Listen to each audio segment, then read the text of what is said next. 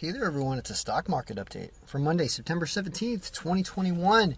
A lot of volatility, a lot of interesting things happening in the market. Certainly deserves a video to talk about. Did a little trading today, so I'll discuss some things.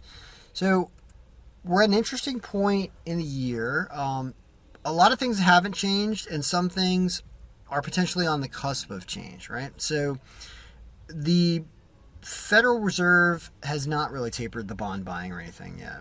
So the money that's been flowing into the market continues to flow into the market, which means it should be continually smooth sailing like it's been over the last year almost, where a lot of things have gone up a lot because there's a lot of money in the system. There's some talk about potentially slowing that down, which of course as soon as that talk starts, people start to think about what the future might be like, and then the market starts to react. It's a small reason, but there aren't any signs that that's happening really anytime soon, because everybody knows that will happen. So knowing that will happen almost kind of makes people not want to do it, because nobody wants to get blamed for making the market to go down, right? A lot of ups going on here over the last year. So I don't think that that's the reason why the market might take a drop. Some stocks took a drop today, and I don't think that's the reason. I think there is a weird short-term thing going on with the debt ceiling issue. With the debt ceiling issue highlighting how both sides can't get along about something so obvious as raising it. And, I mean, look at everything that went down today. A lot of these things came to the top of the list because I resorted here. But a lot of the stocks... Dynavax, I don't know about, actually. I shouldn't have that on here. Well, no, let's leave it. We'll talk about them. So the one of the reasons the market might go down is people are anticipating that the problem that's going on between the parties not coming to understand that we need to raise the debt ceiling.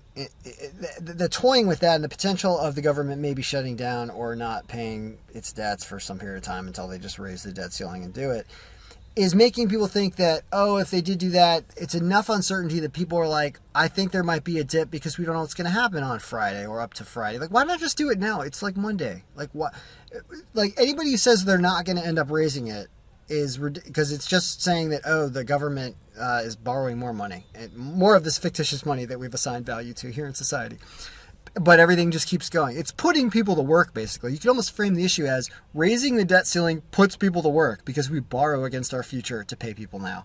So it's really, if you're against raising the debt ceiling, you're against putting people to work. And I really hope that the one side that's supporting raising the debt ceiling right now would make that point so the other side looks even more foolish. Now, that being said, so there might be a little short-term hiccup in the market, maybe, until they rectify it. Now, unless everybody that's supporting the Republican Party is shorting the market right now, and that's their plan, is to not raise the debt ceiling and then watch the market tumble and then make money on all the shorting. Somebody look it up. Somebody look at who's been buying shorts of stuff and see if that makes any sense. Unless that's the case, then I don't think they're going to not raise the debt ceiling. I think they're going to raise the debt ceiling. And they'll probably do it by Friday. Now, I think the Democrats can do it on their own, and they will. So I don't think this is a long-term problem. Now let's talk about specific stocks. So Moderna way down today. I love it.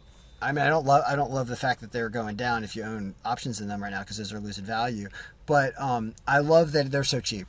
I love that this company that definitely will get where it's going is cheaper right now. And I did buy an option in them today when they were at about $4.16, and I'm down, because they're down the $8. But I'm happy with that. Watch them turn around and go flying up when booster shot news, kid vaccination news, vaccines for HIV, vaccines for HPV, vaccines for cancer. Wait till that news comes out. Watch their stock go up. All right. Same thing with biotechs because they're both doing mRNA technology. mRNA just has better call letters and a better product. All right. Dynavax is not on their level and shouldn't be on here, so that's why I wanted to resort. I had them on there because they had a big day a few days ago, but they're not the same caliber. Google's a little cheap. Microsoft's a little cheap. Abbott Labs is really cheap. Gosh, I have to go take a rapid test because I'm getting demanded to do it. I'm just going to go pick up the Abbott Labs at the store and I'm going to do it to shut everybody up because I don't have COVID and I have no symptoms and I feel great.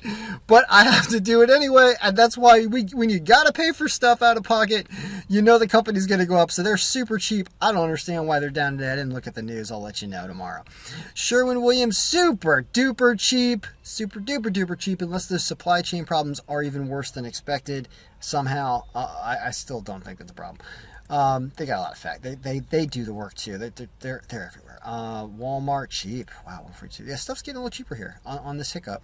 Well, Amazon's still not that cheap. Oh yeah, Tesla. So the big day was for Tesla today, and let's take a look at that day. We'll replace Moderna with Tesla just for the day. Just right here. They had a really big day, and they've had a good run. Like, look at them over the last 60 days, even the last.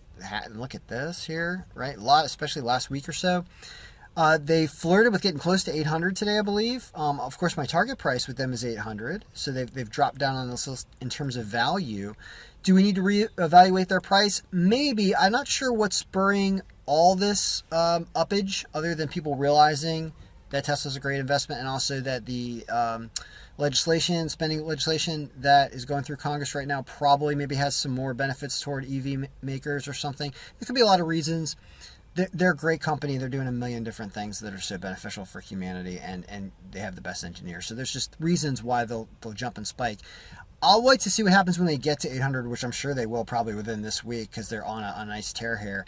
And then we'll see what happens after they cross 800 for a little while. I'm not sure about what the short term is, other than I knew they were going to get to 800, which is why I've been talking about it for months, and they do. I recommend kind of selling and then taking a look. However, they're known to blow through and go crazy, and there's a chance that you're going to miss it. So I always own options on Tesla, long-term options, for that very reason. Now, but it's good to see them doing it, and I just love. I'm buying a Tesla, and all I can think about is getting my Cybertruck, and all my kid can talk about is what the Cybertruck's going to be like. And it's just a lot of good news about things you never even thought of that come out of that company. So that's why.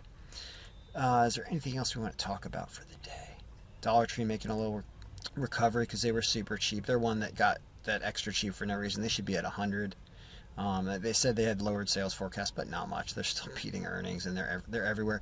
These ones, Dollar Tree and Sherwin-Williams, in a weird way, are kind of correlated in my mind, because both those companies have a trillion locations. Dollar Tree doesn't have a trillion, not as many as Sherwin-Williams, but in small towns where people have to physically go somewhere to make a purchase because they're doing it in cash. And also when somebody has to paint something that's close to their house and they need to go get the paint close to their house and go do it before the paint dries. When they have all these physical locations all across America, you can't destabilize that kind of source. And now it becomes, well, when there are more things to be painted, it's just more money for Sherwin-Williams. And with Dollar Tree, those customers are not going away, and they offer a product that has the word dollar in its name. That's why that works.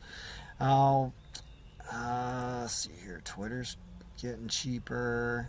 Beyond Meat, yeah, I'm not that big fan of Beyond Meat anymore. They used to be really. They'll have that spike up day, but they don't have the value there. And I don't know. That's about it. I would say tomorrow. How can you stay away from Moderna closing in on 400? Oh my God! If they drop below 400, you can see me throw everything I have into long haul options, because they'll be up at 470 next week. I mean, it's insane. So that's just a good time to buy. BioNTech is German and also is the second-rate Moderna. So it's the, I don't want to say impersonator, because it is the cloner of Moderna. If you want the original, you want Moderna.